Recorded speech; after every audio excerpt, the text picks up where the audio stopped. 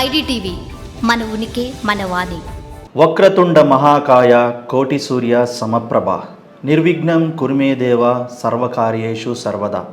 ఓం గజాయనాయ నమః, ఓం గణేశాయ నమః, ఓం గణపతియే నమః, ఓం నమో నమః. మన దేశంలో వినాయక చవితి ఎంత ప్రసిద్ధమైనదో మనందరికీ తెలిసిందే. ఏ పని మొదలుపెట్టినా సరే వినాయకుడిని పూజించందే ఎవరూ కూడా ఆ పనిని మొదలు పెట్టాం. వినాయకుడిని పూజించిన తర్వాత మనం ఏ పైన శుభకార్యమైనా సరే ఏ కార్యమైనా సరే మొదలు పెడితే అది విఘ్నాలు లేకుండా విజయం సాధించి సానుకూల ఫలితాలు ఇస్తాయనేది భక్తుల నమ్మకం.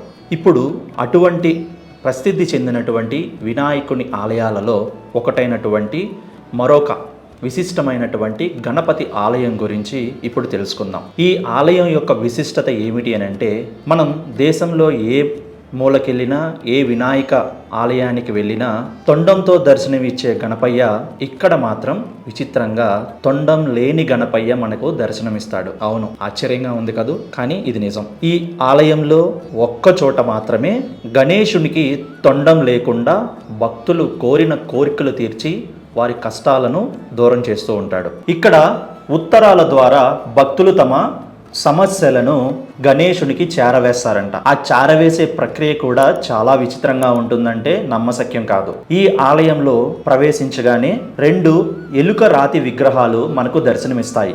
భక్తులు ఈ ఎలుకలు విగ్రహాల వద్దకు వెళ్ళి వాటి చెవిలో తమ జీవితంలో కలిగినటువంటి బాధలను కష్టాలను చెప్పుకొని ఎలుకల ద్వారా ఒక ఉత్తరంగా గణేశునికి చేరవేస్తాయంట. నిజంగా విచిత్రంగా ఉంది కదూ, కానీ ఇది మాత్రం నిజం. ఈ దేవాలయంలో మనం తొండం లేని గణేశున్నే కాదు, ఇంతకీ ఈ ఆలయం ఎక్కడుంది, ఏ రాష్ట్రంలో ఉంది అని అనుకుంటున్నారా? ఈ ఆలయాన్ని గర్ గణేష్ టెంపుల్ అని పిలుస్తారు. ఇది గణేశుని పురాతన దేవాలయాల్లో ఒకటి. ఈ ఆలయం రాజస్థాన్ రాజధాని అయినటువంటి జైపూర్లో ఉందంట. ఇది నహర్గర్ జైగర్ కోట సమీపంలో ఈ ఆలయం ఉంది. ఇది సుమారు 300 సంవత్సరాల నాటిదని చెప్తుంటారు. దీనిని సవాయి జైసింగ్ నిర్మించాడని, ప్రముఖ పండితులను కూడా పిలిచి ఇక్కడ అశ్వమేధ యాగాన్ని నిర్వహించాడని కూడా పురాణాలు చెప్తున్నాయి. దీని ఆరోహణ దాదాపు 500 మీటర్ల పొడవు ఉంటుందంట. మొత్తం 365 మెట్లు ఎక్కిన తర్వాత భక్తులు ఈ ఆలయంలోనికి గణపతి దర్శనం కోసం ప్రవేశిస్తారు. సంవత్సరంలో ఎన్నో రోజులు ఉంటే అన్ని మెట్లు ఎక్కితే గర్హల్ గణేశుని దర్శనం పొందవచ్చని చెప్తూ ఉంటారు.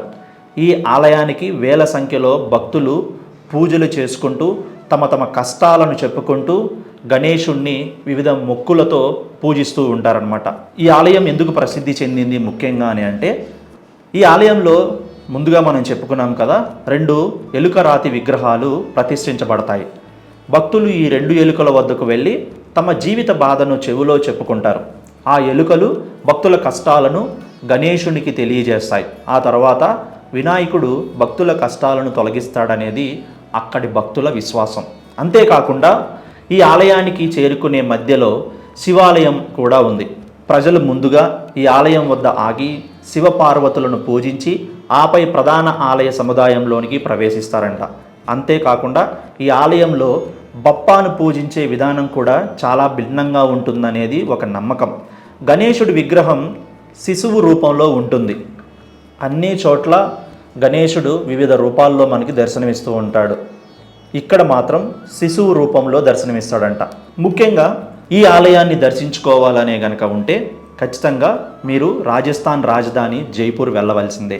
నిజంగా దేశంలో ఎక్కడా లేని ఒక విచిత్రమైనటువంటి ఆలయం. తొండం లేని గణేశుడు, తమ కష్టాలను ఉత్తరాల ద్వారా చేరవేసే గణపయ్య, కష్టాలను తొలగించి మళ్ళీ సుఖశాంతులను కలిగించే గణపయ్య, మూషికాల ద్వారా భక్తుల కష్టాలను విని తిరిగి మరలా అదే మూషికాల ద్వారా వారి సమస్యల పరిష్కారాన్ని భక్తులకు అందిస్తూ ఎల్లవేళలా భక్తులకు అండగా ఉంటూ తనను నమ్మిన భక్తులను కాపాడుకుంటూ చల్లగా చూసే బొజ్జ గణపయ్యకి ఒక్కసారి జై బోలో గణేష్ మహారాజ్ కి జై.